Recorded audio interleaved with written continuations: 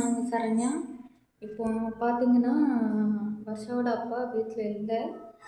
எ எதுக்குன்னா, முன்னாடி வேலை கிடைக்கல அப்படின்னு நான் ரொம்ப நாளாவே சொல்லிட்டு இருந்திருப்பேன். அதுவும் ஒரு காரணம் தான். ஆனா, அவர் வந்து என்ன சொல்றாருன்னா, நான் அந்த வேலைக்கு தான் போவேன், இந்த வேலைக்கு தான் போவேன். இந்த கல் அடிக்கிற வேலை இருக்காமா அங்க வந்து, அந்த வேலை இப்போ இல்ல, மழை டைமா இருக்கு. அதனால நான் மழைலாம் நின்ன பிறகு பார்த்துட்டு வேணா போய்க்கிறேன் அப்படிங்கிறாப்புல. எனக்கு என்ன அ வருத்தம்னா, அ ஏதோ ஒரு வேலை ஒரு 15 சம்பாதிக்கிற வேலை நெறையாவே இருக்கும் ஃப்ரெண்ட்ஸ். இங்கே ஹோட்டல் நெறையாவே இருக்குது ஃப்ரெண்ட்ஸ். அவரா போய் கேட்க மாட்டேங்கிறாரு. அந்த மாதிரி வேலைலாம் போய் கேட்கவே மாட்டேங்கிறாரு. அவருக்கு எந்த வேலை கேட்காருன்னா, இந்த மாதிரி கல் அடிக்கிற வேலை, அந்த கூலி வேலை, கல்லை தூக்கி போடுற வேலை, அந்த மாதிரி தான் அவரு எதிர்பார்க்குறாரு.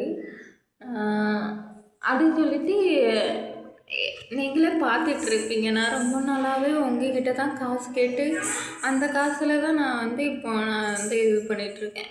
அத்தனையும் பார்த்துட்டு எப்படி எப்படி மனுஷங்க இருக்காங்க நம்ம கூடயே அப்படிங்கிறது எனக்கு உண்மையிலே எனக்கு புரியலை. நான் படுற கஷ்டம் எல்லாமே அவருக்கு தெரியும்.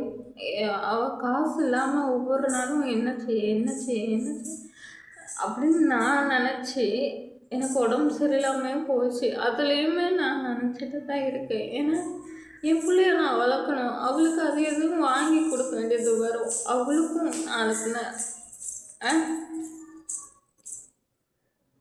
அப்படி அதெல்லாம் நினச்சி பார்க்க மாட்டேங்கிறாரு. அவருக்கு என்ன தோணுதோ அதை தான் நினைக்கிறாரு. எனக்கு அதுதான் வருத்தமாக இருக்குது ஃப்ரெண்ட்ஸ். அதனால் ஊருக்கு போ, நீ அங்கே போய் பாரு அப்படின்னு சொல்லி சொன்னேன். அதுக்கு 100 ரூபா உன்னால் முடிஞ்சது கொடு அப்படின்னு சொன்னார் பார்த்துக்கோங்க.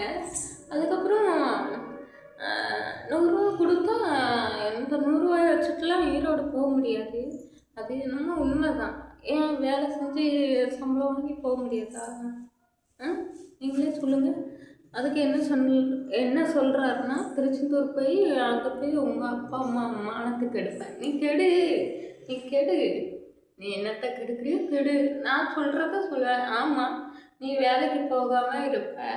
நான் உன்னை வச்சுட்டு நான் என்ன பண்ண சொல்கிறேன்? நான் என் சின்ன குழந்தை, கை குழந்தைய நான் வச்சுருக்கேன் அப்படின்னு சொன்னோன்னா, நீ 500 ரூபா கொடுத்துரு, எங்கள் அப்பா தந்தார்ல அந்த 500 ரூபாயை கொடுத்துரு, நான் போய்க்கிறேன் அப்படின்னு சொல்லி அடம் பிடிச்சி வாங்கினாரு. சரி போ, நான் பிச்சை எடுத்தாலே எடுக்கிறேன். நானும் என் பிள்ளையும் எப்படியோ நான் இருந்துட்டு போதும் தானே நீ என்கிட்ட 500 ரூபாயை கேட்ட.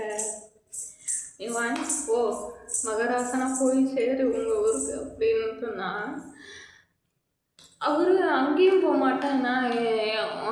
எங்கள் அப்பா கேட்டால் எங்கேயும் போயிட்டாரு அப்படின்னு சொல்லு அப்படிங்கிற. இந்த மாதிரிலாம் எனக்கு ஏன் இந்த லைஃபு சொல்லு. நான் என்ன பண்ணேன் இந்த மாதிரி ஒரு ஆளை கட்டிக்கிட்டு?